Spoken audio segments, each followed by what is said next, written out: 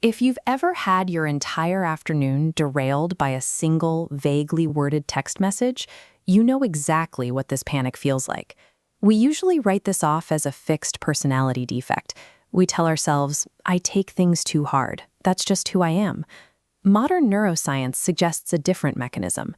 Most of what you experience as a hair-trigger emotional response is conditioned.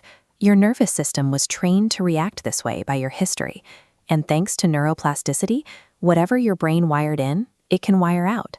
To show you how, we are going to build a 5-step reactivity reset protocol. Grab a pen and a piece of paper or open a blank note on your phone. As we go through this, I want you to bring a specific, mild emotional trigger to mind. Think of a recent offhand comment or an unanswered email that made your stomach drop. By putting this protocol on paper, you stop being a passive victim of your nervous system and start becoming the active architect of it. Look at this cross-section of the brain. When something stressful happens, incoming data hits your amygdala, your brain's threat detector, milliseconds before it reaches your prefrontal cortex, which is the rational part right behind your forehead. The amygdala floods your body with stress hormones and shuts down your logic center. This is called an amygdala hijack. To stop the hijack, write Step 1, the gap, at the top of your page. Right underneath it, write down the specific trigger you thought of a moment ago. Writing the trigger down externally forces your brain to separate the event itself from your automatic reaction to it.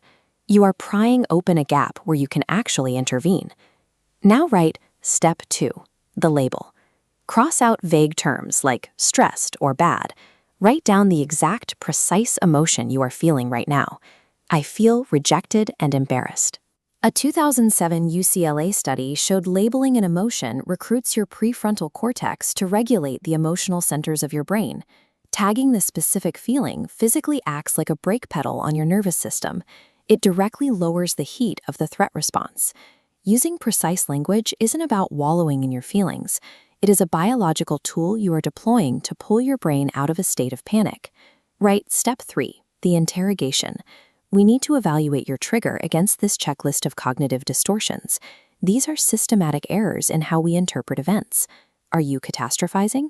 Are you mind-reading what your boss thinks of you with zero evidence? Identify the distortion driving your reaction, then ask yourself 2 questions. What is the actual evidence for this thought? And on a scale from 0 to 100, how likely is the worst-case scenario, really? By challenging the narrative early on, before the emotion fully crests, you are using cognitive reappraisal. This is entirely different from emotional suppression, which is white-knuckling a feeling after it has already taken over. Suppression doesn't work. Trying to hide an emotion creates immense physiological pressure. It raises your cardiovascular activation and impairs your memory. It's like keeping a heavy lid clamped over a boiling pot. Catching the cognitive distortion early effectively disarms the emotional bomb before it detonates, saving you from all that unnecessary physical stress. When emotional reactivity is tied to the fawn response, a strategy where you neutralize threats by pleasing others, it can create a specific vulnerability. By training yourself to suppress your own instincts to keep others calm, you become more difficult to protect and easier to manipulate. To counter this, write Step 4, the fence. Define one small, concrete boundary you need to set this week. Maybe it's telling a coworker you won't check emails after 6 p.m. If you are used to finding safety in people-pleasing, asserting this boundary is going to feel dangerous. Your body will sound an alarm. Keep this rule in mind. That discomfort is not a sign you are doing something wrong. It's simply your old neural wiring protesting the change. Setting a boundary is not an act of aggression. It is the necessary mechanism for teaching people how to safely interact with you. Finally, we have to deal with the goal itself. Chasing happiness actually makes people miserable. Monitoring your own joy sets an impossible standard, and falling short of it causes chronic disappointment. The psychiatrist Viktor Frankl, who survives the Nazi concentration camps, observed that the people who endured the most extreme conditions were not those seeking comfort, but those who held on to meaning, a purpose or a task that pulled them forward. Write Step 5, meaning over mood. Pick one value-aligned action you will take today. Commit to doing it regardless of how anxious or tired you feel. Seeking short-term pleasure puts you on a hedonic treadmill. You get a quick spike of joy, then you fade right back to your baseline. But acting on your values builds eudaimonic well-being, a much more durable form of growth. Anchoring your actions directly to your values creates a psychological stability that a rude email or a delayed text simply cannot knock over. Look at your completed protocol. Take a photo of it, set it as your phone background, or stick it on your fridge. Neuroplasticity works in whatever direction you point it. Rehearsing self-criticism built your reactivity. Practicing this checklist will lay down the pathways for your freedom, but be realistic about the timeline. The often cited claim that you can rewire your brain in 21 days has no scientific basis.